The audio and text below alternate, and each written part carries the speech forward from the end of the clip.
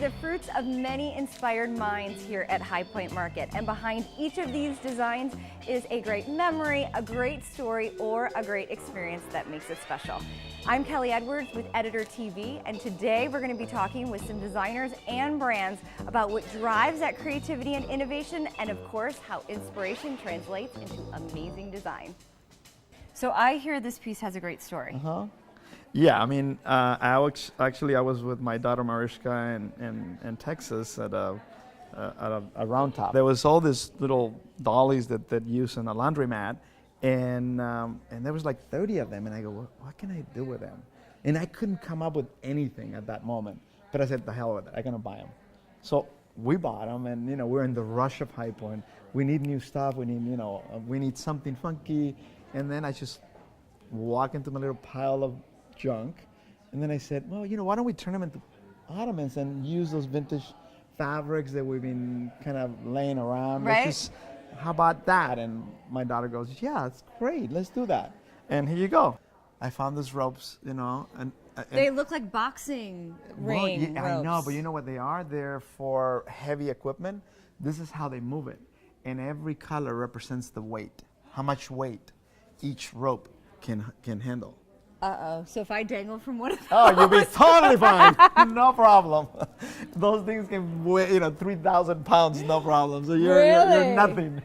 How awesome. Yeah. So something as simple as like ropes, you guys get inspiration, like color. Well, the color, it was really more about color.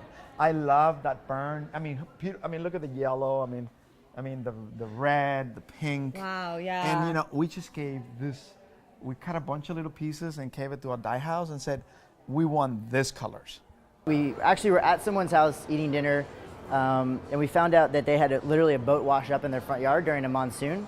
So we went out and checked it out. They were going to disassemble the boat and burn it in a wood burning kiln, and we were like, no way, this is awesome wood. This is actually one of the pieces that we made from the wood.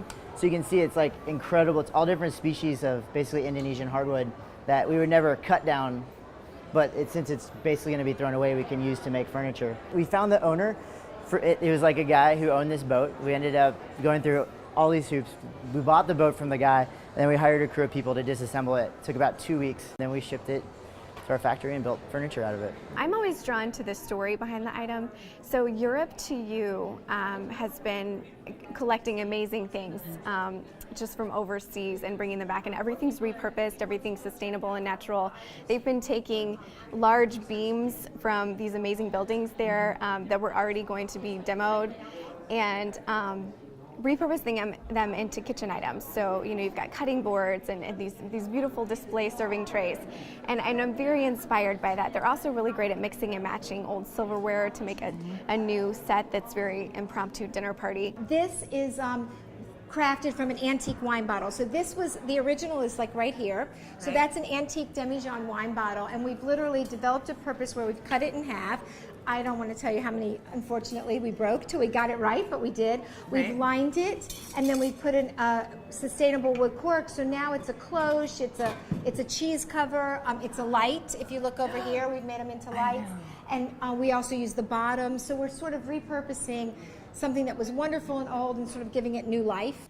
The brass bamboo or the carved bamboo element, and that has a story because I grew up in Palm Beach, and there's a lot of I would say Palm Beach Regency in that bamboo detail. There's whimsy, but it's also kind of classic Brighton Pavilion, and then it's carried through to New York because I also think of it as one of the sexiest, sort of most urbane materials. One of my favorite pieces is we have an end table called the Ribbon Scroll end table, and so we did a deep dive into Charleston when we started researching the collection, and when you go to Charleston, there's beautiful wrought iron work down there, and the scroll details that you see are just absolutely fabulous. And there was a blacksmith that we met who could see a perfect natural curl called the golden ratio. It was actually a mathematic formula that it naturally went to his eye. And watching him work and make these natural curls that were perfect in proportion and in design was very inspiring. So we tried to replicate some of those curls and some of those natural nautilus shapes into an end table. So are you feeling inspired yet? I'm Kelly Edwards with Editor TV, and we'll see you back here next season.